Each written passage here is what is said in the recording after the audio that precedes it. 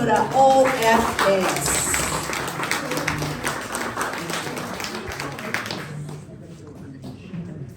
Architect, andito po ba si architect pa?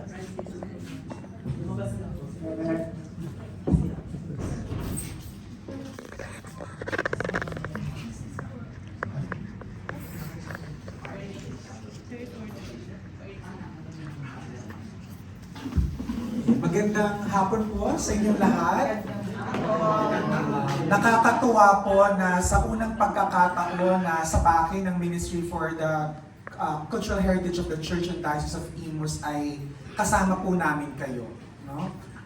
Ito po yung napakahalagang indikasyon na sa pagpapahalaga po ng yaman ng simbahan ng ating diocese ay hindi ito katang-isip, hindi ito figment of imagination ng iilan lang. No? Napakahalaga na sa kahit anong advokasya, lalo na po sa larangan na ito, ay tayo'y isang malaking komunidad. No? At magkakasama po tayo.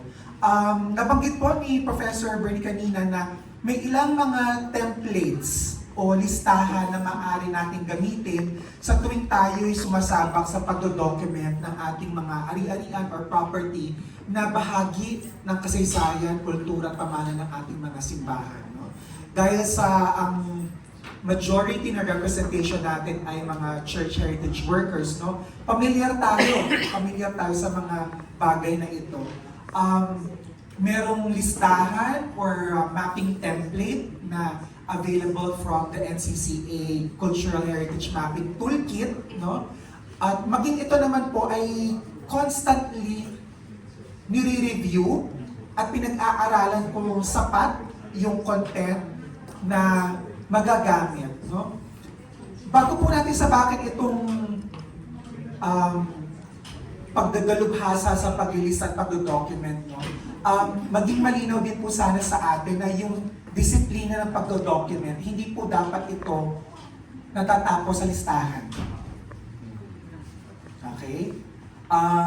Ang batas po natin, no, yung pinakilala po sa atin kaninang heritage law natin, nang inamyendahan na at nagkaroon na siya ng direction for mapping, no?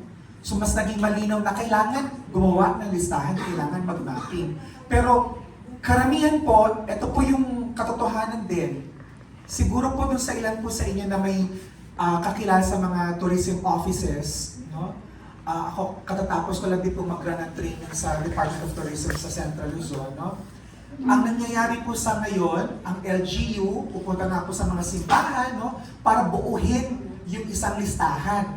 At ang listahan po ito ay ipapasa po sa NCCA para magkaroon po ng isang certificate na nakapagpasa na po ang LGU ng isang listahan. Hindi lang po church heritage, yung buong cultural properties ng isang bayan, ipapasa po. Pag nakuha na po yung certificate from NCCA, napakahalaga po ng certificate. Alam niyo po kung bakit? Ipapasa po ito ng LGU ninyo natin sa DILG. Sa DILG po. At ang certificate po na ito ay napakahalaga para mabigyan ng ating mga LGU na tinatawag na Seal of Good Local Governance or SGLG.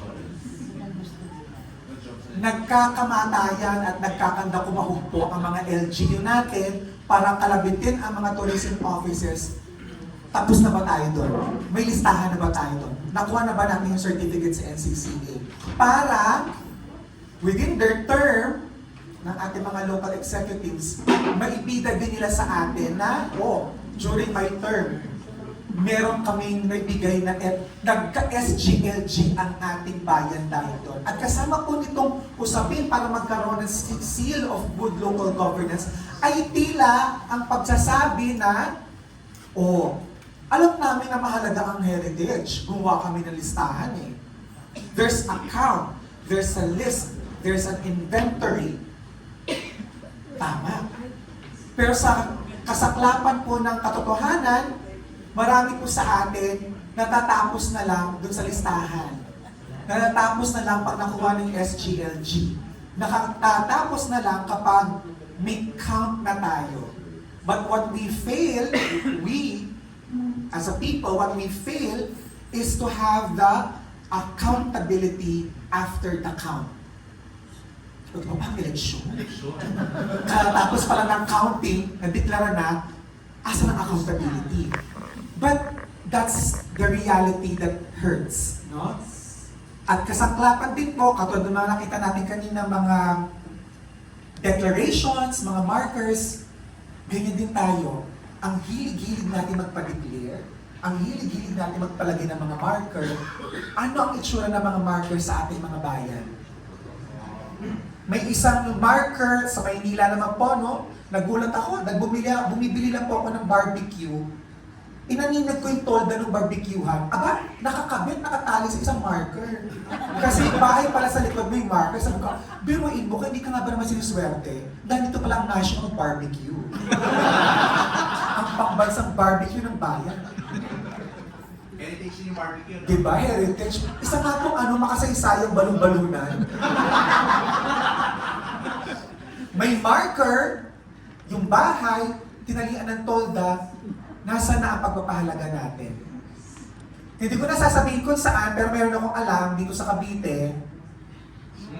Line item. No? May marker din. Pero yung lugar kung nasa ng marker, may pila ng tricycle. Ginawang terminal. Para makikita mo lang yung terminal, ay yung marker, kapag ka gumagalaw na yung mga tricycle, marker ba yung nakita ko? No? May National Tricycle Terminal. Nandito rin sa atin. So, yung ating pagnamnam, no, ng mga titles, ng mga titulo, ng mga declaration, maganda, mainam na tayo tumatrabaho para magkaroon ng mga ganitong pagkilala. Ito'y napakalaking bagay para sa mga pamayanan natin, no? Pero hindi dapat natatapos doon sa documentation. From the inventory, there has to be a great amount of accountability. Doon nanganganak yung mga pwedeng mga posibilidad na gawin natin, no? Halimbawa, mga renovations, repainting. Kung maganda ang ating dokumentasyon, nagkakaroon tayo ng pundasyon ng kaalaman, paano ba dapat ito gawain? At napakahalaga din na balikan natin na ito'y hindi nangyayari at nagsisimula sa panahon natin. No? There's also that amount of humility. Sabi nga ni Sir Ino Manalo, ng chairman ng NCCA, nang siya po'y magbigay ng lecture sa bayan po ng Indang. Hindi ko makalimutan. In fact, after the talk, nagkausap kami sa chat. Sabi ko, sir, kasi siya po'y director namin dati sa Metropolitan Museum. Sabi ko, sir, I never expected to hear the word humility in a lecture about heritage. It surprised me, honestly. No? But sabi niya, totoo. And I realized there's just a beautiful truth to that. Na yung pamana that we are so proud of is not entirely ours. It has to be for the future generation. It's not entirely ours because we're recipients of it. And what we do, our accountability to that, matters a lot to ensure the transmission to the next generation. Kaya po, ngayon pa lang, ang ating pagkilos, no, gawain sa paglilista, pagdodokumento, nakikita po natin na may malalim na pinag-uugatan ito. May malalim na pinag-uugutan at may malayo at malawak na direksyon din dapat. No? Ang aking presentation po, iniisip ko mula nung sinabihan po ako nila, Sir Brian, na sige, sabak na ang ministry sa ating first pamananampalataya, no? Masterclass. At alam naman po ninyo na ito po hindi natatapos dito. Ito po'y day 1 pa lang kasi ito po'y masusundan pa po ng ilang mga sessions in the coming months. I-arrange po yan ng ministry para sa diocese, no? At malaking bagay, no, na maatasan, pag-usapan itong madugo at matrabahong documentation. At ang nasa isip ko, parang, ano bang magandang title? Ano bang yung pasabog na title? But I came to realize na para saan nga ba ito lahat? Para saan nga ba ang documentation? Para Para sa ba documentation? Hindi ba para tayo ay may balikan? Para may alalahanin tayo? Recuerdos. No? At napakaganda dahil tayo ay mga taong simbahan. Sa misa, ang misa ay isang pag-alala. It's a memorial. No? Ang misa ay paggunita. Ang lahat ng elementong pinapasok natin sa misa ay pakikibahagi sa isang paggunita, a commemoration. And I'd like to bring that word sa ating kamalayan sa araw po ito. Gunita. Wala masyadong palabok na salita. Gunita. And our efforts in documenting our church heritage. At kaya napaka-operative ng word na our. Kasi kailangan po malinaw sa atin na meron tayo sense of ownership. Ang sense of ownership, nandiyan yung gigil. Ay, hindi pwede. Kasi ganito. Pero kailangan may pinagbabatayan. Hindi lang personal. Kasi kaaway ko si Father. Hindi pwede, Father. Masyado ng malaking gastos namin dito. So, ganyan na lang. There has to be a very good foundation. No? Ang pag-alala or documentation ay hindi po bago sa ating mga Pilipino. Hindi. Napakahilig nga natin mag-document eh. Kakain na lang, ay wait. Kukunan ng trato. Kumakain lang, wait. Selfie. Minsan nakakailang na kakain kami. Jollibee lang naman to. Hindi naman to high-end na spiral restaurant para maganda ang documentation. No? But aminin natin mga Pilipino na nung panahon po na ang cellphone ay pindot-pindot lang, lahat tayo gusto lang natin for communication. Pero nung magsimulang magka-camera ang mga cellphone, nag-iba ang pananaw natin sa gadget na yan.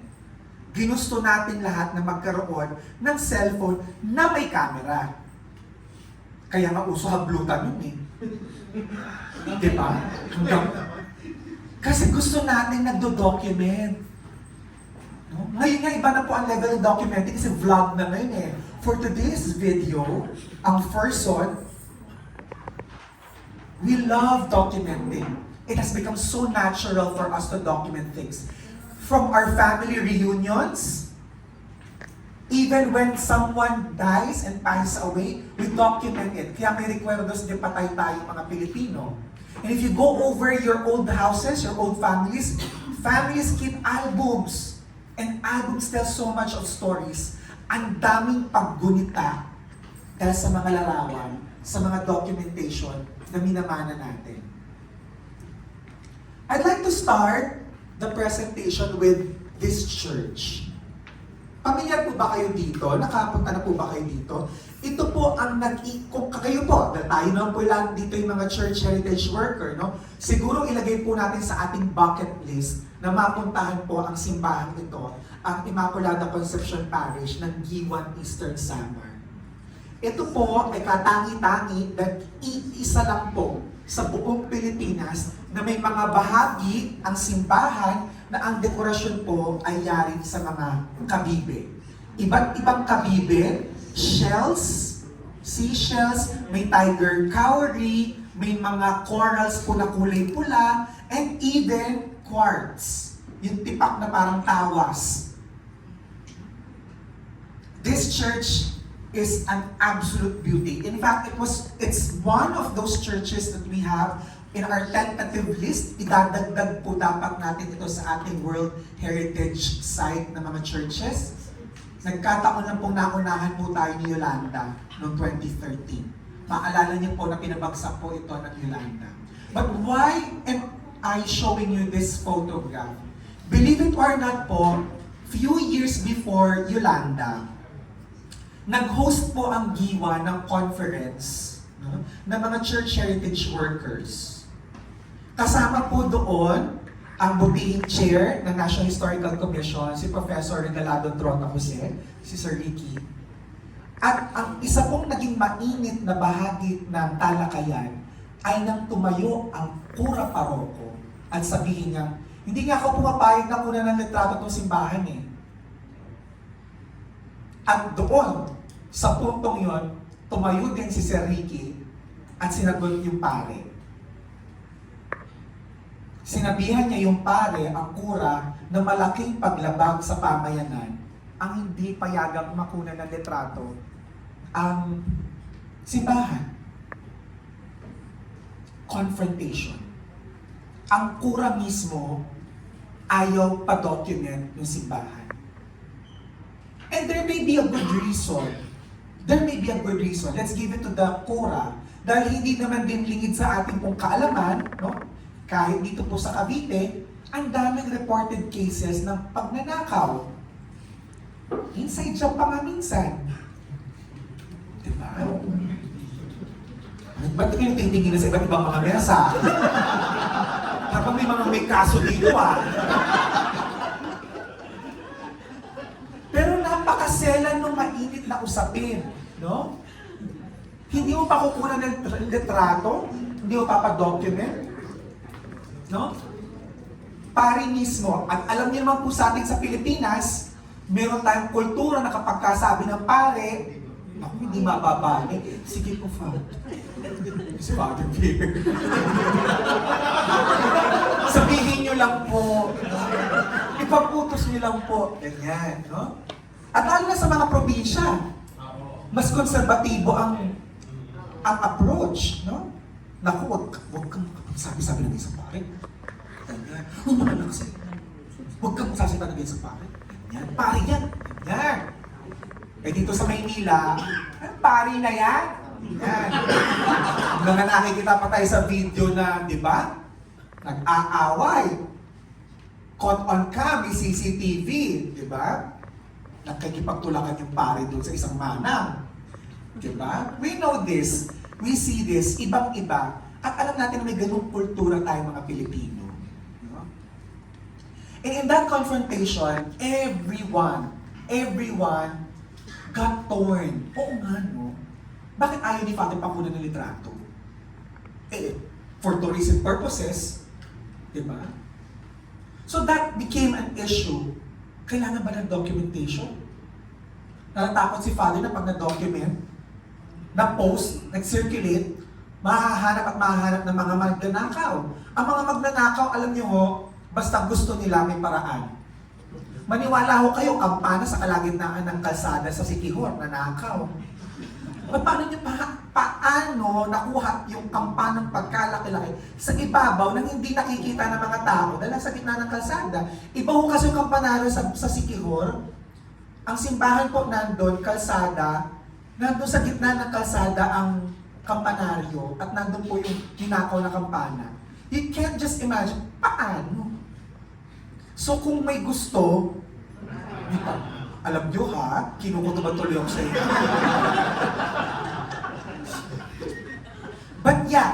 But fast forward, nangyari si Yolanda, nasira ang simbahan, no?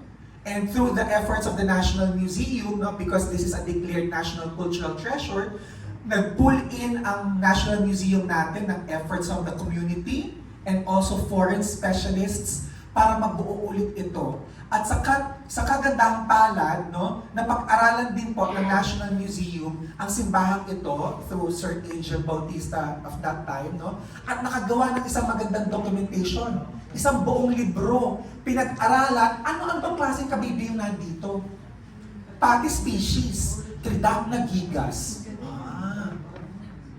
Isang buong libro.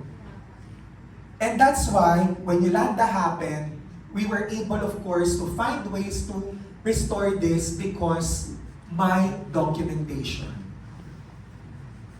Hindi natin hinihiling, Diyos ko, na may mangyari sa ating mga simbahan para magamit ang documentation. No? Maganda lang na makita natin ang kahalagahan ng pag-document if and when tragedy strikes. Yan ang pinag-aaralan nila Sir Philip, no, yung mga hazards on heritage. At doon pumapasok kung gaano kahalaga ang documentation. Lalo na sa post no? Sa post-tragedy or post-earthquake, post-fire, no? Baunin natin yung naging approach ng Samar. No? Pero pinahapyawan na rin po ni Sir Bernie kanina, ano pa talaga ang heritage? Kasi gasgas na gasgas yung word na heritage eh. Sa atin, sa mga simbahan natin, kapag malalaking event, pag may mga script na kailangan basahin sa speech, gusto natin, heritage. No? Beautiful heritage of Cavite. Diba? Ang dami-dami dinadagdag na mga adjectives para gumanda yung heritage na yan. Pumunta kayo ng EDSA Heritage Hotel. Pumunta kayo ng Taguig, Himlayan ang heritage. Pumunta kayo ng Dasma, sa tapat ng Robinson's Palapala, ang heritage parlor. Ay, Wackets, punta ko kayo Palapala, heritage sa heritage. Ganyan kataba ang utak ng mga Kabitenyo. Oh, ayaw yung pa-heritage of West. Heritage. Taka ko nga dun eh, baka pag nagpagupit ako doon, yung Tapas Rizal. May event kasi akong pupuntahan, pwede bang Imelda yung look ko? Baka gano'n na specialization ng kanyang heritage na yan. Ganyan tayo sa heritage natin. Pero ano nga ba ang heritage by definition? Anything of value from the past that gives meaning and identity to the present and that would inspire future generation. So, itong present po, lahat tayo dito yan. Regardless of age bracket, tayo po ang present. At lahat ng kailangan natin paghandaan para sa future na isisilang pa lang. Kailangan lang abutan itong mga simbahan natin. Kailangan dagnan ng mga kaapo-apuan natin yung ganda at yaman ng ating pamanang relihiyoso. No? So may value, sabi nga ni Sir kanina, no, Sir Bernie, hinimay-himay yung mga significance. No? Kailangan pahalagahan siya kasi mahalaga, may halaga. Diba? May value. Historical ba yung value niya? Artistic, gawa ng national artist. Architectural, bukod tanging may ganito na natitira na lang. No? Social, malakas ang collective memory ng community. Hindi niya pwedeng galawin yung plaza. Ang daming nangyari na dyan sa plaza na yan para sa kasaysayan ng bayan namin. Hindi kayo papayag na tatayuan niyo ng covered court. Pamilyar? Nagkanda ubos-ubos na ang mga plaza natin dito sa Cavite. Dahil ginawa ng covered court. We're losing our plazas. Ay, ako to bakit? Dito ba sa Imus? Oo, ang ganda-ganda. Ay, ang ganda-ganda dito sa Imus. Nakakatakot kasi baka paglabas ko dyan, bigla na ako may sniper na sa akin. Habang nag-aabang ako, saan ko mapunta?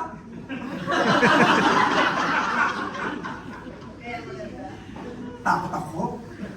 No? So may value from the past. Sabi nga, by law, binibigyan tayo ng ideya na at least 50 years old and above.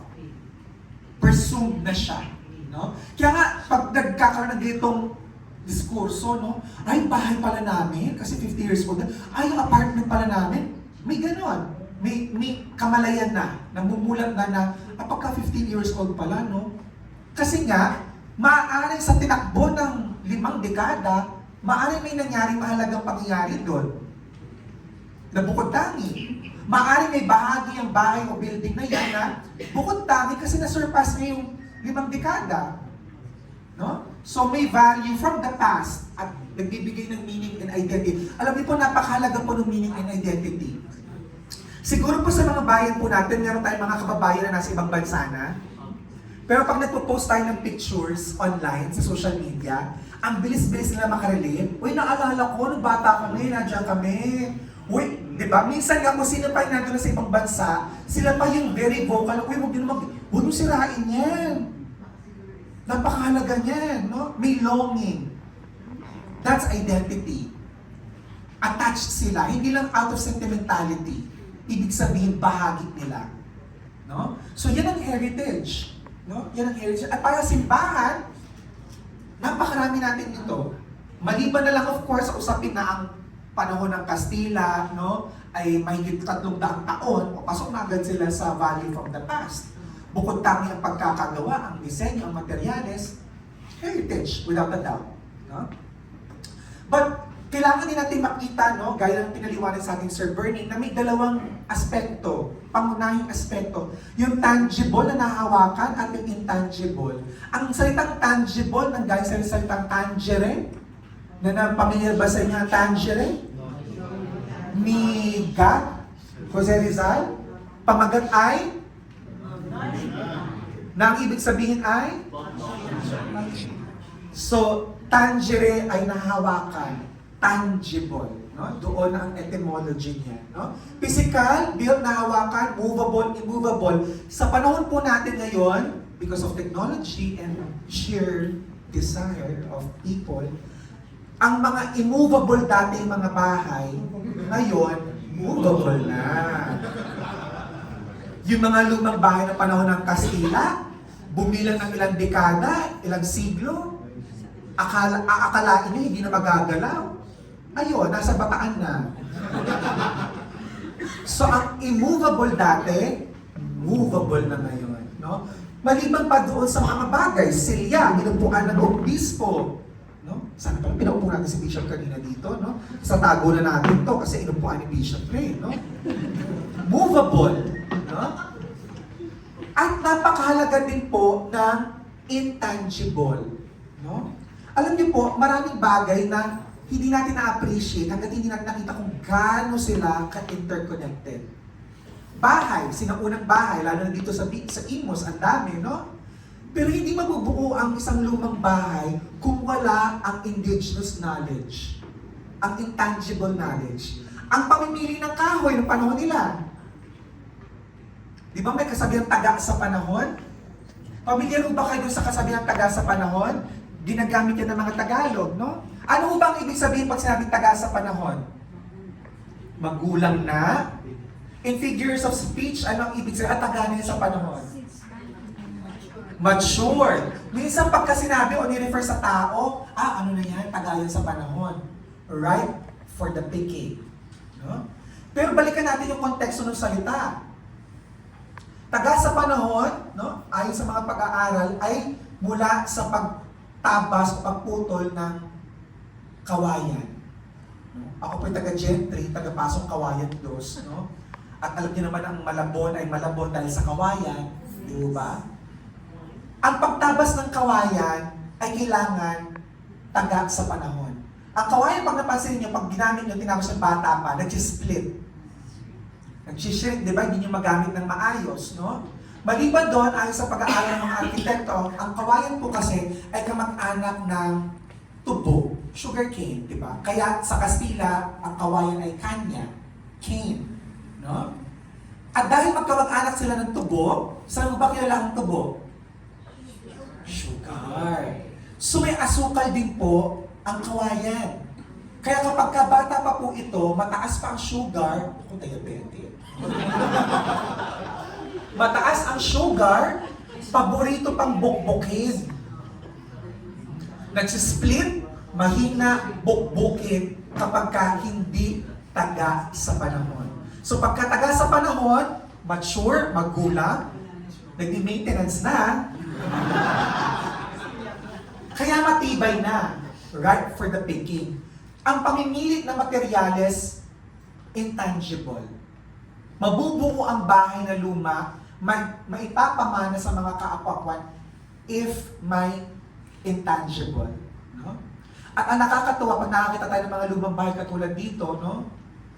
Yung mga nagpagawa niya, mga ninuno po ninyo dito, nasa isipan nila kayo. Ipinatayo ang bahay para sa inyo. Pagdating ng panahon sa kaapu-apuhan ko, magagamit pa tong bahay na to. O ngayon, 2025. Yung mga bahay ho ba natin ngayon? Sa tingin nyo, may papamana natin sa mga apo ninyo? Sa mga apo natin? Yung mga tinitirahan natin ngayong bahay? Ang bababa ng kisame, ng iba, di ba? Hindi na natin nakikita yung vision for our family. We're losing the value of family. So sa madaling sabi po, pag nakikita natin yung isang lumang bagay, lumang gusali, sa panahon nila, may vision para sa hinaharap, para sa future, heritage. No? So, pagka tayo pinakakakita ng mga lumang gusali, like ng simbahan, mga bahagi ng ating simbahan, kumbento, no? Kasama ang sementeryo, no? Minsan ang mga eskwelahan ay pinatayo din ng mga praile, no? Nakikita natin yung tangible, yung nahahawakan. Kasama yung mga gamit sa loob, yung ating mga puon, yung mga vessels, no? Lahat yan, tangible, movable, no? Sama niya yung confessional box. Kasi may mga nawawala ng confessional box, no? Oh, well, nasa isang bahay na. Pagpasok mo ng bahay, ha? Bakit may ganito ka dito? Hindi dyan ako nagpapahinga pagka, ha? Kasi nasira na yan doon, itatapo na sana. May ganyan, no? Ang tangible at intangible po ay magkadugso. No? Hindi mabubuo yung tangible kung wala yung dunong. No? Kaya napakahalaga po na kung pinangangalagaan natin yung tangible, mas kailangan natin pangalagaan yung intangible. No? Kasi paano pa natin magagawa ito ng tama, ng faithful, ng authentic, kung nawala na yung kaalaman, yung dunong. At sa simbahan, napakadami po nating intangible. Mga tradisyon natin, mga prosesyon, mga luwa, mga pag-aalay. Isa-isahin po natin, no? Simulan natin sa built heritage, no? Sa mga simbahan, nabanggit nga po kanina na may mga markers tayo, no? Ilan po dito ang may mga parokya, mga simbahan na meron na pong existing historical markers? Ayan. Meron po sa inyo. Ayan. Kailangan din po, inaaral niyo po yung content ng inyong mga markers kasi alam niyo po, napaka-open din po ng National Historical Commission na may mga pagkakataon na kailangan i-update yung mga markers, no? Ang mga markers po natin, maniwala po kayo, meron mga markers na panahon pa po ng Amerikano. 1901, 1902, nagkakabit na po sila ng mga markers. Hindi ba napapanahon na balikan natin yung ating mga markers? Tingnan natin kung angkop at tama pa ba yung content, no? Sa wika ng generation ngayon, no? Content. No? Content. So, tingnan natin, no? Tama pa ba yung mga detalye doon? At kailangan kinukonsulta natin to sa mga local na historiador ng ating bayan. Baka mali na yung pangalan. Mali na yung pangalan ng lugar. Yung petsa, may mga bagong dokumento pala. So para sa mga simbahan na may mga historical markers at kiniklaim natin na historical yung significance ng ating simbahan, balikan natin. Baka may kailangan tayong i-update, i-document natin, no? At ang pag-document natin ay kailangan in aid of research. No? Hindi lang tayo nag-document, kumukuha ng litrato para gawing kalendaryo ng simbahan. Pamilyar po ba? Sa built heritage, mainam din na mag-document tayo kasi minsan nagugulat na lang tayo sa mga nangyayari sa paligid ng simbahan. Ang mga bato nagagalaw na. Yung bakod dati, iba na. No? Depende sa gusto ng pare. Depende sa trip ni Father. Di ba? So, kailangan nakikita natin na gumagalaw ang mga bato. Literal at figurative, no? So, dapat nakikita natin saan ito galing. Ba't may ganito? Saan galing itong mga adobe na to, Father? Pinademolish ko na yung bako ng cemetery para gawin natin grotto. Diba? Sa inyo po ito, sa inda. Saan po Eh di tanongin na natin, saan po galing yung mga bato? Spanish na nicho. Sa sementeryo? Cemetery. Malayo daw sa sementeryo. Yung Mortuary Chapel. O Isang hilera ng nicho na yung packer. pag ganun-ganon. So mula sa sementeryo, dinimolish doon, tapos nilipat. Bagong apartment. I take note po, for context sa Indang, no, a few meters away po yung sementeryo mula sa simbahan. So, sa madaling sabi, kinalas doon, dinala sa simbahan. Para magpagawa ng bagong mga nicho. May bago na ngayon na cemetery. Walang buto na na-disturb nung dinimolish. Ayun na. Ayun na. Ito ang dahilan kung bakit kailangan ng documentation. Meron din po. Kasi minsan kapag ka walang document, it's either or eh. Baka sinadya naman talaga hindi pa document. Eh ganon, no? Intentional. Para wala nang wala nang kontra-kontra. Vigilance. Sa ating mga simbahan, maraming mga lapida, no? Maging particular tayo sa pagdo-document, no? At sabi ko nga, wag lang tayo matapos na kuna na litrato lahat ng mga lapida. Aralin natin kung bakit sila nandun at ano ang ambag nila sa kasaysayan ng simbahan. Hindi lang para balikan yung kamag-anak nila at hinga ng sponsorship at solicitation. O yung tatay ninyo nakalibing dun sa amin. Beke namin, sponsor kayo ng ano. Kasi nakalagay doon. Oh, naku yung nakalibing doon. Hanapin niyo yung pamilya, pa-sponsor tayo ng ano. Eh ilan yung doon at doon yung nakalibing ako? Sabi siguro ng kurot, naku, malaki-laki din to. Puro doon at doon itong mga nandito. Hanapin yung mga pangalan. Document them, take photos, no? Yung iba nga po, no? Yung mga lapida na masyado nang hindi na makabasa, kailangan linisin, or minsan ini-stencil, lalagyan ng papel, kakaskas na para makita yung mga detalye hindi na readable, para mabasa yung mga pangalan. Pag nakuha yung mga pangalan, takbo kayo sa inventaryo ng simbahan, sa bautismos, sino itong mga to? Punta kayo kung meron sa munisipyo ng mga records, sino itong mga to, kung hindi sila identifiable. Magandang maging aid for research yung inyong documentation. No? At alam nyo kung sino dapat alayan ng dasal kapag Todos los Santos, di ba? Just a few days ago po, nakasama ko yung tourism officer ng Abukay sa Bataan. Apparently, just a few days ago, may part po ng dingding ng simbahan na natip-off, ang natik-take, lumabas na merong nicho doon sa wall at may lapid ang basa na in marble at pinadala nila yung teksto, lumalabas, pinadala ko din po kay Sir Ricky, at si Sir Ricky naman kahit nakapikit, alam niya yan, no? Lumalabas na ito ay isang lapida ng isang Pilipinong sekular na pare na naging vicar ng Abukay. At nandun din sa same lapida yung pangalan ng kura na Dominicanong Praile. No? Parang nasa isang nicho silang ganun. No? So, they're now doing a lot of research para makalkal pa po yung impormasyon. At hindi natin masasabi, baka sa mga improvement projects ni Father, biglang may mga lumabas po ng mga lapida nicho. No? Huwag po tayo matakot, no? Hindi po ito Pyramids of Egypt na may sumpa. Na pag binuksan yung lapid ng ganyan, naku, ayan na. Yung iba kasi ganang isip, yung iba naman pagka nabuksan, naku, may ginto dito. Diba?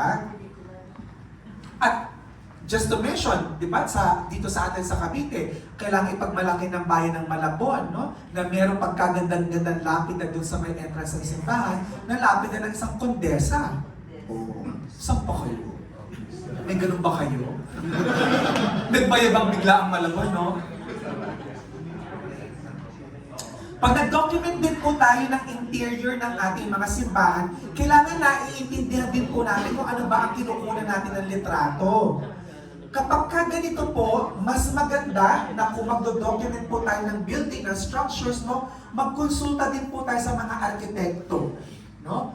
Kasi ang mga arkitekto po, pag tinitingnan yan, ibang mata nila. Nakikita nila yung structural element, na parang pang-engineering. Nakikita nila saan ba tumatakbo itong kahoy na to, para saan ba to, no? Para kapag dino-document natin, mas maalam tayo na ito pala yung silbi nito. Na kapag kinuha ko ito ng litrato, kailangan ko ng litrato, itong dulo na to at itong dulo na to, kasi mahalaga yan doon sa element na yan, sa building. No? Lalo na bago pa mawala yung mga yan. No? Katulad sa Maragondon. No? At nabigay na message ito ni Father Vir kahapon sa amin sa GPR, no? Yung Porta Cereales na nawala sa Tansa. No? Sa Maragondon, nandun pa yung Porta Cereales. Yung saksakan ng mga cereales, no? Nandun lang siya sa likod. Malapit sa entrance. Oo. Palabas na Ilang hakbang na lang.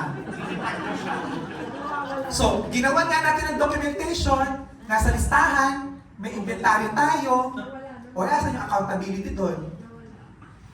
Diba? Hanggang makikita na lang natin, nasa auction na siya. Tapos pag nag-auction na, nanggigigil na yung bayan, ibalik niyo sa amin, ibalik niyo sa amin. Ninakaw niyo sa amin. O, pinanakaw ninyo. Diba? Real talk tayo dito.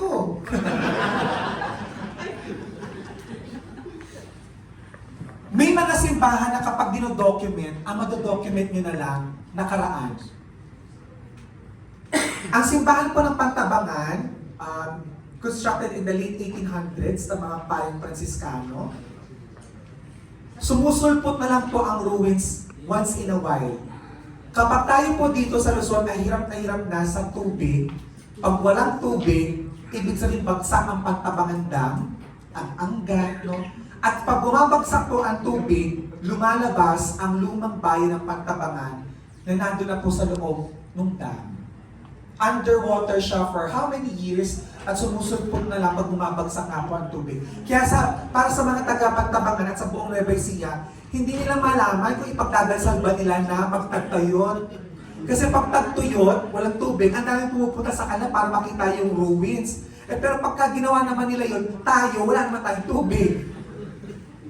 Ganon ka-ironic. Pero alam niyo ko, nung nagpunta ko kami dyan, kasama ko po si Ms. Rona nung nag-document po kami dyan, nakakatuwa dahil babaybayin niyo po yung mula sa Pampang, sakay kayo ng bangka para makarating doon sa mismong isla na siya.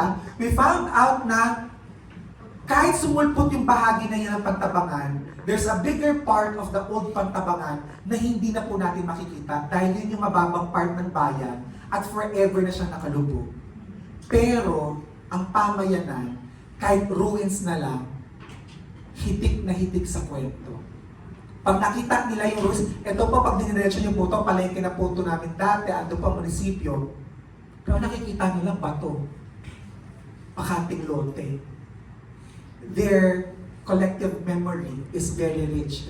That carries the significance. No? Kaya, napakahalaga para sa kanila i-document kahit ruins na, kahit luli, lulubog lilitaw. May heritage na luli, lumulubog lumilitaw. No? Wala naman ata dito sa atin. Sa Cavite City po ba, may bahagi ba na ruins na sumusulpot na lang kapag may tubig? Wala naman, no? Wala naman. Oo. Wala naman sana kahit mag-climate change. No?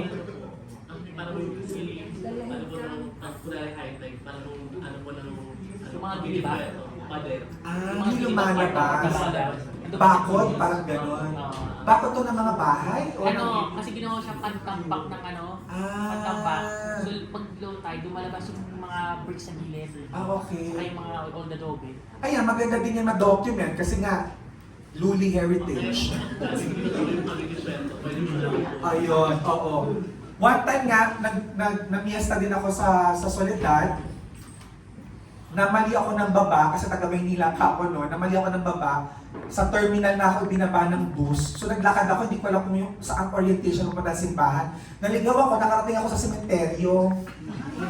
At nakakatuwa na lang, blessing in disguise, kasi pagpasok ko ng sementeryo, nakita ko na mayroon pang walls, yung mortuary chapel, sa gitna at made of bricks. No? Ando pa rin po ba yun ngayon? Ayun. O kailangan din natin i-document yun. Kahit skeleton na lang, kahit ruins na lang, actually, mas kailangan i-document, no? Kasi lalo na wala naman tayong ginagawa talagang measures to protect the ruins, the best that we can do is to document them. That it existed, it survived from the Spanish period hanggang ngayon. Para may paliwanag din, bakit may ganito? Ano ba itong kapilya na to? Ano ba ang tradisyon ng paglilibing noong panahon ng Kastila? No? Kaya mahalaga din yun. No? Ma-document din natin yun. At yung mga gamit sa loob ng simbahan, gaya ng retablo, katulad ng retablo ng silang na declared as National Cultural Treasures. No? Ibig sabihin, ang kahalagahan nito ay hindi lamang para sa bayan ng silang, hindi lamang para sa Cavite, kundi para sa buong Pilipinas. Ganito kahalaga. No? Ibig sabihin, hindi na pala natin kailangan pang makipag-agawan sa mga Kapampangan, sa mga lumang simbahan na doon, or even in Ilocos, in Cebu, in Bohol, no? Yung mga simbahan din natin dito, equally, no? Equally outstanding, no? At ibang gamit sa loob, from the immovable to the movable. In fact, sa pag-aaral po sa mga simbahan natin dito sa Cavite, na ginawa din po ni Sir Ricky, one of his conjectures is that may mga retablo na galing ng Cavite Puerto na na-recycle dito na ngayon sa ibang bayan ng Cavite. Tansa, pati po sa Malabon, Father, no? Yung dalawang retablo menor ng Malabon ay pinaniniwala ang mga recycled, no? So ibig sabihin, yung nakikita natin ngayon na immovable, movable talaga sila dahil yung iba sa kanila galing pa ng Cavite Puerto, no? At kung di ako nagkakamali nung sa project nila Father Virgen sa Tansa, nakalas din ang mga retablo, no? At napag-aralan din ito, no? Na-document din ito ng mga espesyalista, no? Bago ibinalik ulit. At yung mga imahen at mga poon na suking-suki, galaw ng galaw, move ng move, no? Ayaw paawan, no? Sa buong liturgical calendar ng simbahan, galawan sila ng galawan. Na sobrang galaw nila kung saan-saan na sila nakakarating. Minsan nakakarating sila na hindi nila nagugustuhan. Nakumit na pala sila. No? Parang yung ikinuwento sa amin, no? Kahapon na may kumakain lang sa piyesta. Kinuwento ni Sir Ricky na nanakaw may kumakain sa piyesta. O bising-bising sa kainan, yung imahen na wala na yung ulot kamay. At hindi po yung bago kasi few years ago in Pampanga, in Betis, pagkatapos ang prosesyon ng Birhen ng Konsolasyon ni Korea, nasa karosa pa ang Birhen, hindi galgal ang mga tao, happy fiesta, kagalgalan. Hindi lang na malaya na may umakyat sa karosa, eh syempre ang akala naman ng lahat, kakilala, kamag-anak, punong abala, ganyan. O sige, ikaw magkasikaso dyan, ayun pala, o binitbit ng ganyan yung ninyo. Eh, garing ang ninyo. Lost! Wala! Nanakaw! Nawala! Pero, naibalik. Naibalik. Tonto mga Kapampangan, siya mga Kapampangan, yan. Yan. Tontuan na ibalik, tapos naging masalimuot pa yung pagbabalik. Kasi pati yung nagbalik, sumalangit nawa, ang nasirang Tom Hoven, no? Pati siya, naging suspect. Diba? Kasi, pinalik ko na nga eh. Pero kanina mo nga nabili. O kasi gusto pang aralan. Diba? At hindi ho yun ang masaklap doon. Dinaibalik na po. Kung kayo'y nagawin na po ng simbahan ng Bel sa Pampanga, ikababaliw niyo po kung paano nanakaw for the second time. Kasi napakataas po ng retablo, napakataas ng birhen, magtataka ka kung paano ninakaw. Kaya nasabi ko, kung gusto, God, alam nyo talaga. Ibang kutob ko talaga sa inyo. May master plan. Pero yan, naibalik yung ninyo after few months na nakaw siya ulit. Doon nga, yung una galing sa karosa, yung pangalawa galing na sa retablo. Tapos naibalik ulit. Diba? Tapos siguro nung panahon ng mga Kastila, no, tsaka mga ninuno natin, naku, napakagala kasi ng ninyo na yan. Nakakakita nga kami ng mga amor seco sa paa niyan eh. Nakakakita nga kami ng putik sa paa niyan. Ginawa na lang ng kwentong kutsero para lang, siguro ginakaw yun, ako isang oli lang. Ano yung bit-bit-bit mo? Ay, wala ito. Oh. Nakita yung ninyo sa putikan. Ay, naku, naglalakad ang ninyo. Diba? Alam niyo yung mga ganyang kwento? Naku, naghihimala kasi may putik, ang paa, may amor seco. But also, in my master's thesis, ako pinagma-masters ko sa UST, ang thesis ko po tungkol sa mga karosa. No? Sinuyod ko po ang buong Pilipinas para hanapin yung mga kakaibang karosa. Dito po sa Cavite, nakarating po ako ng Maragondon, sa mga tao ng silang. Ang silang kasi walang lumang karosa. Dahil maliliit ang mga puko, napansin ko motorcade, nakasakay sa sasakyan. Ganyan po sa silang. And it makes sense kasi nga ang terrain sa kanila, abay, paano may kakarosa yun? Pagdating mo sa taas, bitiwan mo na lang. Ang bili ng Candelaria, pati ang ninyo, roller coaster. Iba ang terrain. Actually, sila is quite similar to the narrative of Batanes. Sa Batanes, wala din karosa, pero napakaganda ng kanilang andas. Kasi nga naman, it doesn't make sense para maggulong. No? So may ganun po. Pagdating po sa Cavite, what really struck me are the karosas. Mamaya may karosas. Dito muna tayo sa Indang. No? Ang kanilang mga movable at immovable, bahagi ng pintuan, ang isa sa kanilang Siete Arcángeles, no? At kung kayo po'y nagawin na ng Indang, huwag niyo kong kakaligtaan pasyalan yung ibon doon po sa pulpito because it's unique. One of a kind. Nung ako yung unang nakarating doon, nakita ko, tuwa ako, ano ba ito? Kulasisi ba ako ito? Kasi yung kulay. Pero nung ipaliwanag rin ni Oparo, no? Nung paliwanag ni Sir Ino, sabi niya, hindi natin pa matansya, baka may ibang kulay yan dati, no? O nare-repeat siya na, baka ngayon sabi ng Faa, gusto ko yung uwak. Nagpalit ang pare, ay gusto ko naman ngayon, kalapate. Kung mahilig magsabog yung pare, gusto ko parang tanda. So, baka may pagkinutkot natin yung ibon na yan, lumabas yung ilang patong ng kulay at mapag-aralan natin kung ano yung nasa ilalim. Pag kayo nasa pinakailalim, hindi rin natin masabi na yun ang original. Kasi maaaring yung original, nabura na rin sa katagalan. Ang pwede lang natin sabihin ay ito na yung oldest traceable layer. At kailangan din aralin kung ito ba'y synthetic na pintura or organic. Kasi kung organic, mas luma. No? Organic pigments yung mga ginamit. So may mga ganyan. So baka sa sunod na balitaan natin, binalahibuan na po itong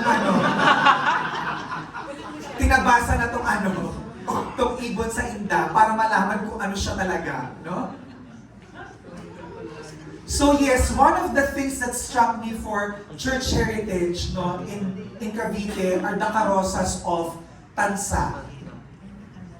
Dahil sa palagay ko, tansa na lamang po ata ang may mga karosa na karburo.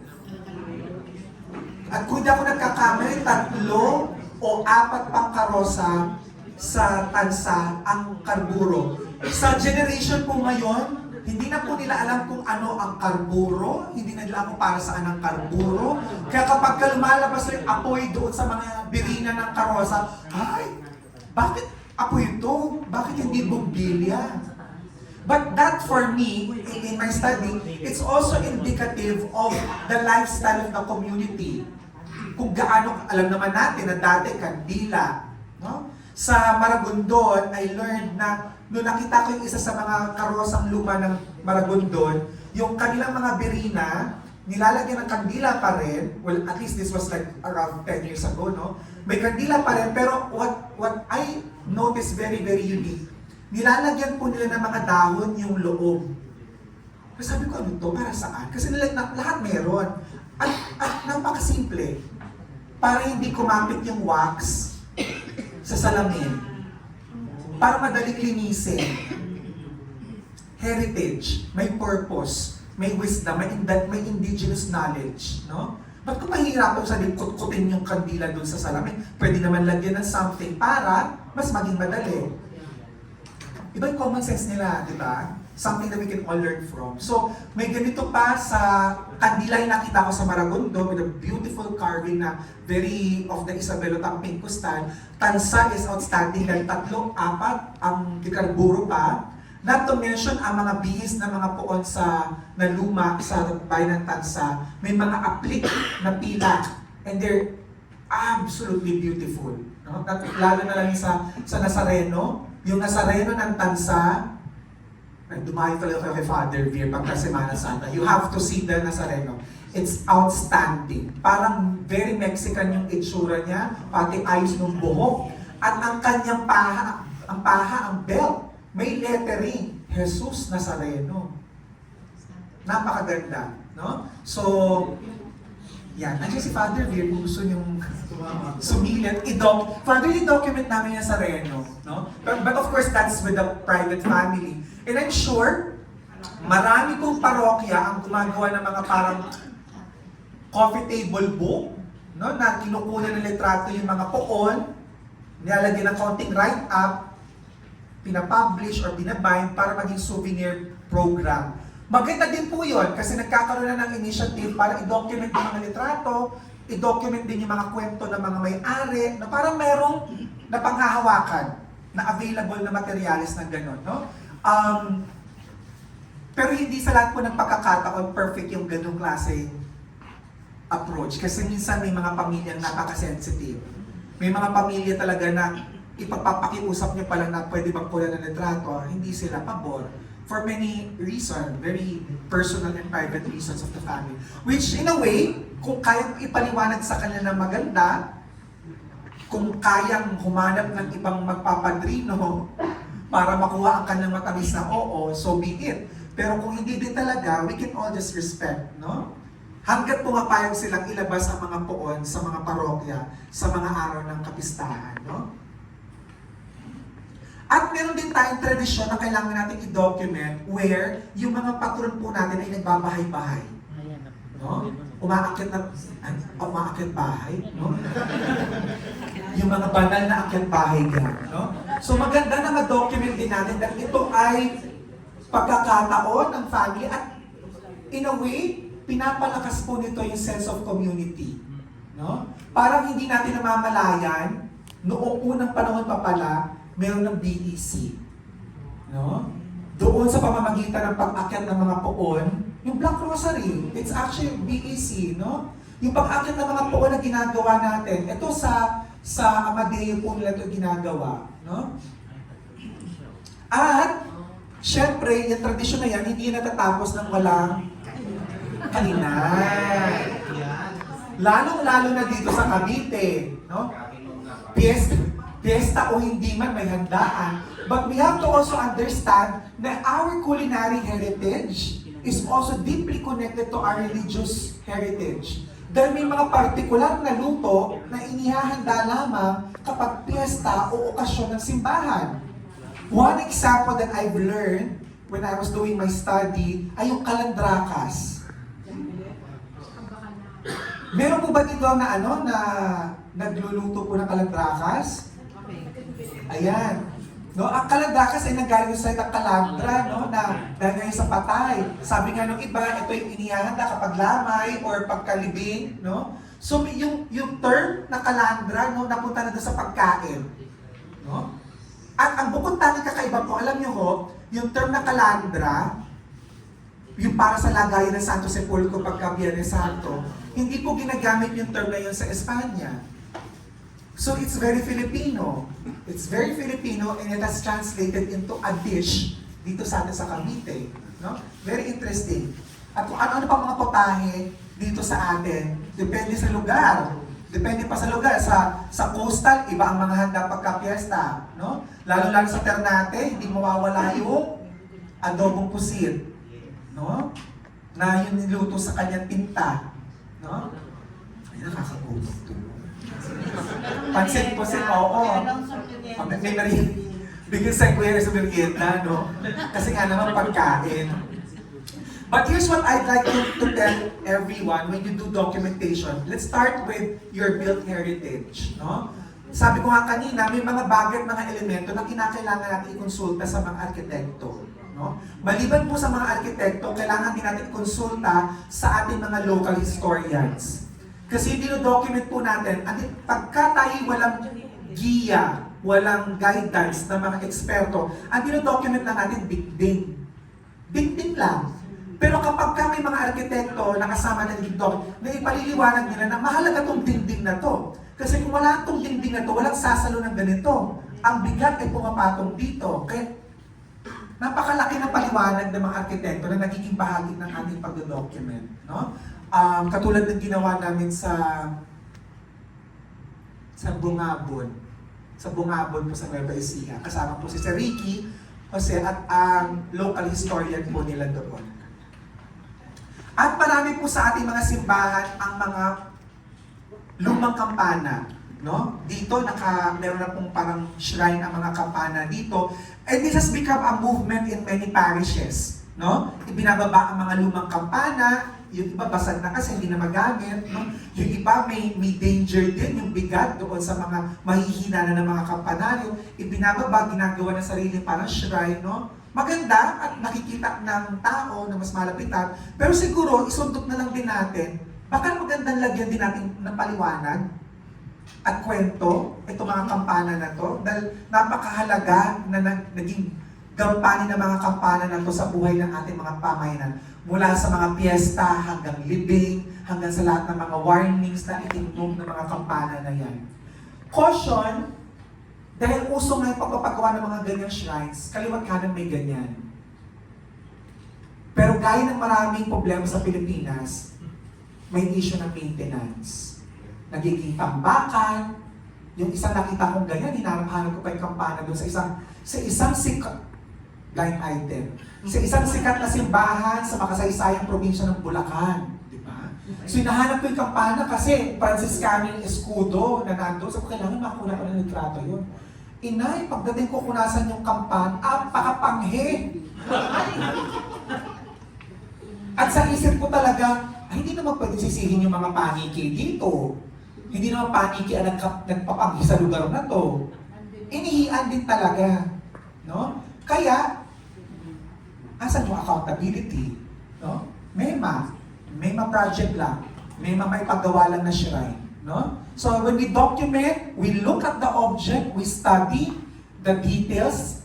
Ang kagandahan po nito, sa mga parokya po, na may mga lumang kampana, I would suggest get a copy of the book Bagting of Professor Ricky Jose. Maaari po nakalista na doon ang inyong mga kampana. Baka meron na pong detalye doon kung sino ang gumawa ng inyong kampana. Ito ba ay si Sunico o mas matanda pa kay Sunico? Ano ba ang kakaiba sa krus ng kampana ninyo? At ang mga kampana po natin, no, sa ating paniniwalang Katoliko, alam natin na ito binibinyagan. May pangalan ng kampana, minsan may timbang, yung arobas, yung parang akala nyo outside, it's arobas, it's a unit of measure, no? So alam na natin na may timbang siya, no? May libras, arobas, nakalagay. Nakalagay kung kayo nung santo pinangalan ng kampana, sino ang kura, siyendo kura, paroko, nakaganyan, o sino nag-donate, no? Maraming kwento ibinibigay sa atin yung mga kampana, kaya huwag natin hayaang maihian lang sila. No? It's a total disrespect sa ginampanan lang pagtunog sa piyesta, pagtunog kapag itinataas ang Santissimo, kapag lumalabas ang prosesyon, kapag may malaking okasyon sa simbahan, may bisita obispo, kapag libing ng ating mga kaanak, tumutunog ang mga kampana, tapos nasa sila ngayon? Retired na sila. So it's a disservice to the heritage, no, na ginampanan ng mga kampana kapag gano'n lang. If we can go and follow the bandwagon of having all these shrines put up, there's no problem with that. Alagaan natin. Huwag tayo makalimot sa maintenance, no? At pag-aralan natin ating mga kampana, no? When I was in Bicol, I asked a friend, sabi ko, nasa Legazpi kami noon. Sabi ko, gaano kalayo dito ang Kamali? Sabi sa akin ng kaibigan, pwede hindi na po ganun kalayo. Pwede mo ba akong dalhin doon sa bahay kung saan nandun yung isang lumang krusipiho, no, na nakita ko sa online. Sabi, ay, okay kuya, kasi kilala ko yung may-ari.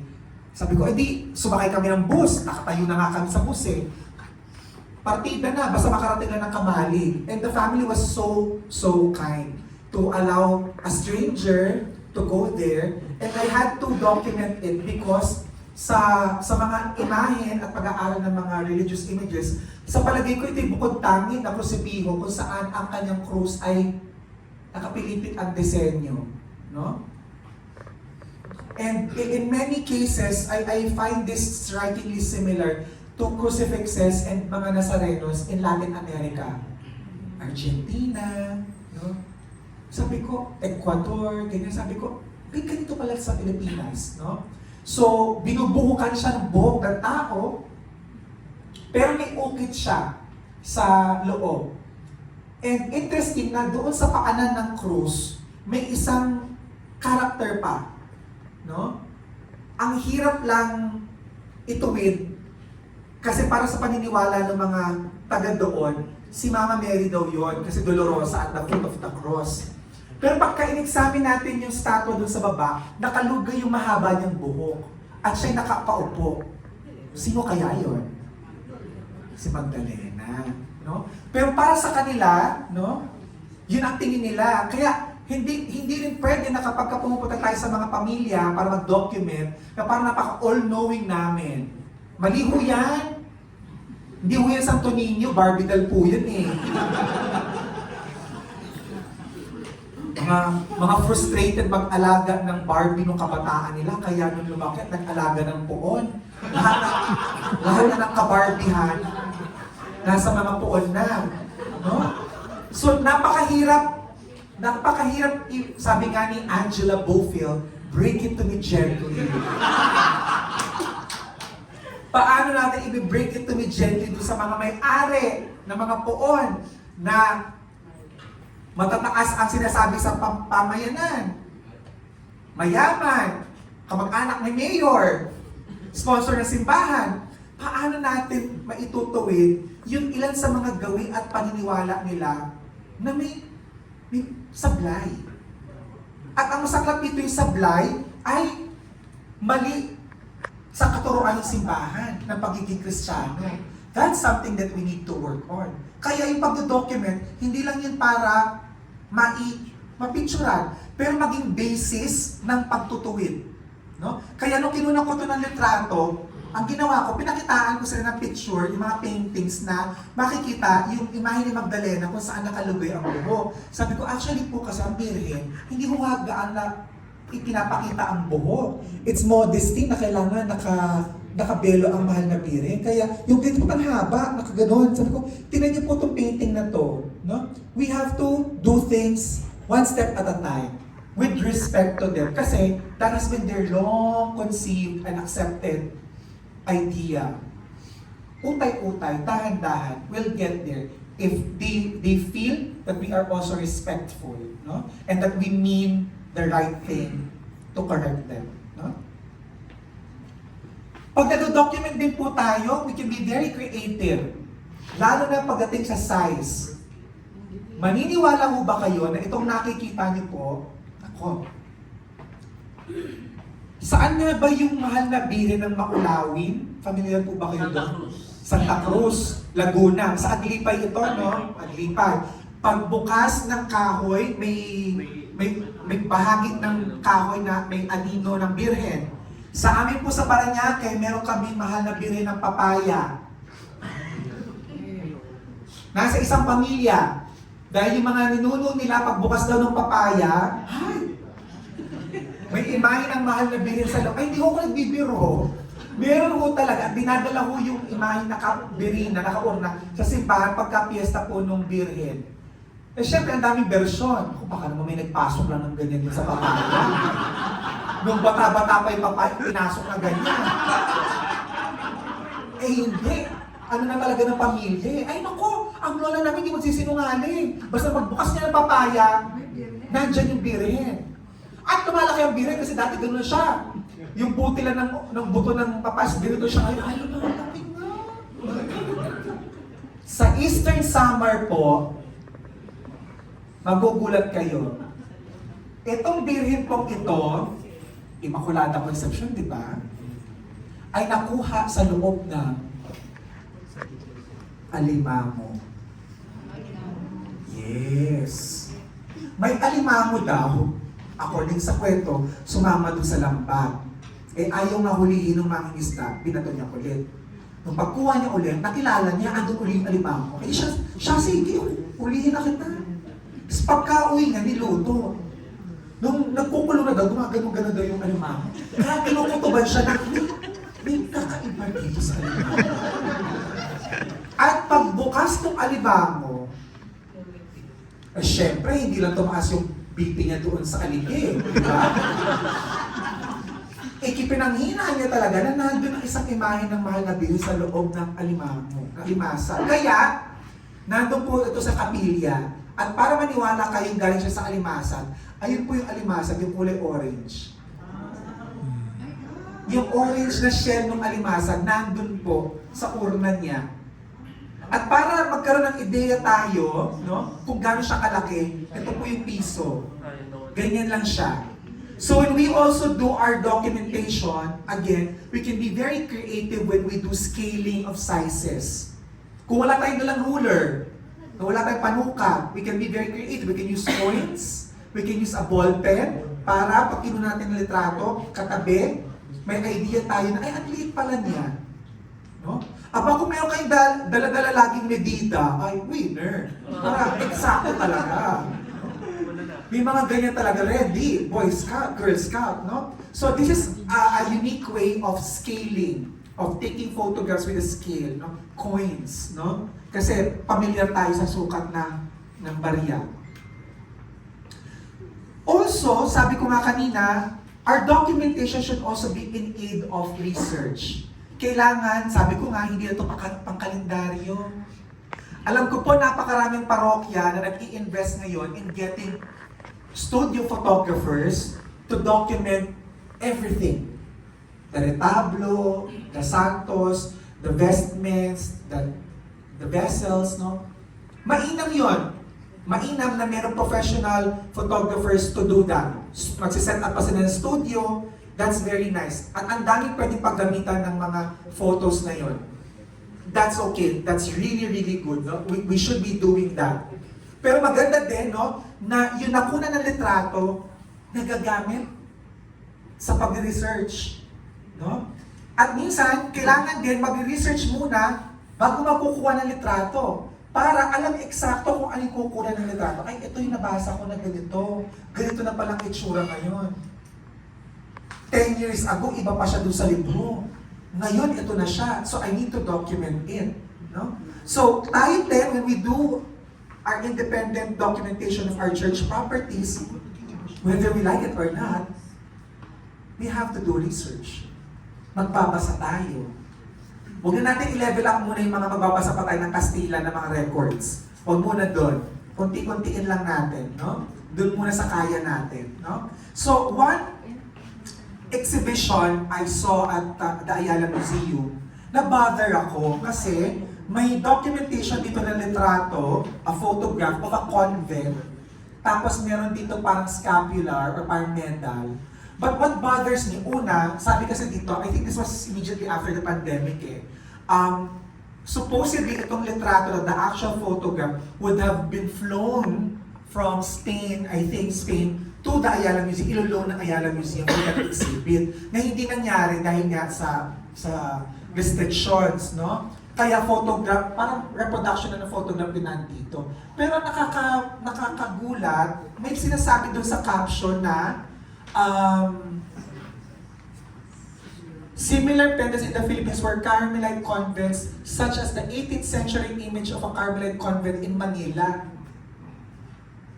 Huh? May Carmelite convent sa Manila? Sa Intramuros? Ng 18th century? Eh wala pa yung mga Carmelites dito sa Pilipinas noong panahon na yun. Ito'y nasa museum na, ha? Parang tuloy ako naninira ng museum. Ayala Museum pa ito, ha? But this is also how we should be critical of the information. Na hindi ibig sabihin na sa caption ng isang sikat na museum, na reputable na museum, we take it as a canonical truth.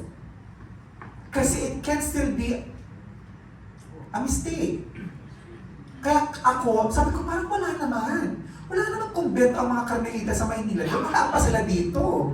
So, kailangan ko tanongin si Sir Ricky, Sir, diba, wala naman mga Carmelites itong panahon na to. So, hindi ito Carmelite. Ay, oo, mali yan. So that's exactly what we need to do. We have to be always guided. Our documentation efforts should always be guided by research. Magkadugtong yun. Para saan ang documentation? Para sa research. Ano ang giya at guide ng photo documentation, video documentation? Research. No? At tatapusin ko ang aking pagbabahagi doon sa pinahakyaw na rin ni Sir Bert. Suki talaga itong event, itong ano na to, no? Mainit-init pa kasi eh. At lalo pang pinapainit, no? Siguro pamilyar din naman po tayo sa nangyari ito, no? May 4 na relieve panels, no? Na i-donate sa National Museum ng Pribadong Pamilya at isang naging malaking event sa National Museum. Actually, may ganun po kasing programa ang National Museum, no? Yung Gift to the Nation. So kung may mga, it's a very nice project, a program for acquisition. At kailangan ng mga museum ng acquisition, no? So kung may amor solo kayo, na gusto nyo i-donate, para mo sasabihin ng National Museum, part yan ng aming Gift to the Nation project. Pwede. So may nag-Gift to the Nation ng 4 na panel, so naging malaking bagay yung pag-turn over sa National Museum. Maraming salamat po sa pag-donate, dinisplay yung 4 na panels, and boom! Pumutok ang balita dahil puno-puno ng photo documentation event. Ngayon, sa social media, wait lang, parang pamilya. E di ang dami ng mga eksperto online. Hindi ba parang kamukha yan ng mga nawawala dun sa Cebu? Eh ngayon, yung mga nawawala sa Cebu, well-documented, well-photographed, hindi maipagkakaila. Kaya, ayun na, to cut the long story short, na-confirm that these are the 4 panels that were stolen without any sugarcoating of the word because they were stolen in Bolhoon, in the Patrocinio de la Virgen Maria Parish in the beautiful town of Bolhoon. No? At sa awa po ng Diyos, after a very long and arduous waiting of uncertainties, naibalik na po yung 4 na panels. Nandun na po sila ulit ngayon sa Bolhoon. No? May isa pa nga lang atang nawawalang panel. No? May isa pang nawawalang panel na nasa isang kolektor din. No? Kahapon po, sa presentation ni Professor Ricky Jose sa amin sa GBR, isang slide ang lumabas that caught me off guard. At nangilid talaga po yan. Nagiging emotional ako. Nangilid ang luha ko. Ito po yung imahen ni San Jacinto de Polonia na nawawala po sa Pangasinan. Si San Jacinto de Polonia po, kung hindi niyo po natatanong, isa po siyang Dominican na fraile, no? Santo, at informally po, siya po'y kinikilala bilang patron ng cultural heritage of the church natin sa Pilipinas. Isang Dominican saint po ang kinikilala informally as patron of the church heritage. Kasi nga po sa buhay ni San Jacinto, nung lumulusog na po dun sa kanilang simbahan, yung mga Moro, if I'm not mistaken, mga Moors or Saracens, no? Saracens, nung patakas na sila, ang ginawa ni San Jacinto, inilikas niya ang tabernakulo, ang Sibolyo, ang banal na presensya ng Diyos, no, sa Sibolyo.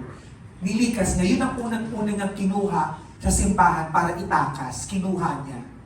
Nung tatakas na siya, dala-dala yung Sibolyo, biglang may sumitset. Psst. Psst. Uy. Nagsalita ang imahe ng Mahal na Birhen. At sasabi ng Mahal na Birhen, uy, ako ba? Hindi ba ako ililikas? Nung nangusap yung Mahal na Birhen, which is made of alabaster, kinuha niya na rin at sinabay niya. Kaya para sa ating church workers, ganito ang 2 antas ng malasakit sa ating church heritage. Ang malasakit natin sa liturhiya, no? sa presence, no? Sa divine presence sa liturgia, at doon din sa mga sacramentals, no? Kaya napaka-inam, no, ni San Jacinto. At ang masaklap, siya na ang patron ng paglilikas at pag-aalaga, siya pa yung nanakaw. At paano po siya nanakaw sa Pangasinan? Pinaayos po ng kura paroko ang altar. Pinaayos pa ang retablo. At nung ipinaayos ang retablo, ibinaba ang poon. Pero alam na alam po namin, pinag-aralan po namin ng Estado at pati ang mga social media posts ng parokya ay naging ebidensya po namin para makita kailan napalitan. Etong December ng ganitong simbang gabi, iba na yung imahe. So na-trace namin, ano ang ongoing rehabilitation or pa-project ni Father sa simbahan during that time. So the documentations na lumalabas sa social media ay naging ebidensya namin para makita ang takbo ng mga araw at kailan napalitan ng imahe. Dahil ito'y lumalabas na pagbaba ng imahe pa lamang, ibig sabihin, ginagawa na po yung kapalit para ma-switch. May switching na nangyari. Alam niyo po, ang tagal po naming tinarabaho, hindi po ako taga Pangasinan, pero patron ko po si San Jacinto. Katulong po yung mga volunteers po sa San Jacinto, sa parokya doon. Tinarabaho po namin ito ng pagkatagal-tagal. At pasintabi po, nagkataasan din po kami ng boses ng isang pari po sa kanila. Kasi hindi po talaga sila gumagalaw. No? Wala talaga silang bumilang ng taon, hanggang naglabas po ng dokumento si Bishop So tungkol po doon. At ang nakakalungkot, wala pong blotter, wala pong report na ito ay ninakaw. No? Kaya walang investigasyon. Kaya hanggang ngayon po, hindi pa rin po siya nakikita. Maaari ang ating documentation ay maiwasan ang pagnanakaw, pero dapat higit pa doon. Ang documentation ay pag-iingat. Pag-iingat natin. At ibig ko lang kung wakasan ang aking pagbabahagi po sa inyo ngayong hapon sa isang linya na inuulit at inuulit natin sa loob ng banal na misa. Na gaya ng ating pagsisimula, ang misa ay isang memorial, isang paggunita, at itong paggunita na ito ay walang iba kundi si Kristo, ang paggunita sa Kanya. Nawa, yung ating maging effort, no, sa pag-document ng ating church heritage ay magkaroon ng malalim na vocation, na tawag, no, na ang ating gawain ay paggunita, hindi lamang doon sa material, hindi lamang doon sa tanda at luma ng artifact, pero higit doon, ang pagdodocument sa kanila ay pagtugon sa bukasyon ng pag-iingat ng simbahan. At mula po dito, marami pong salamat at magandang hapon po.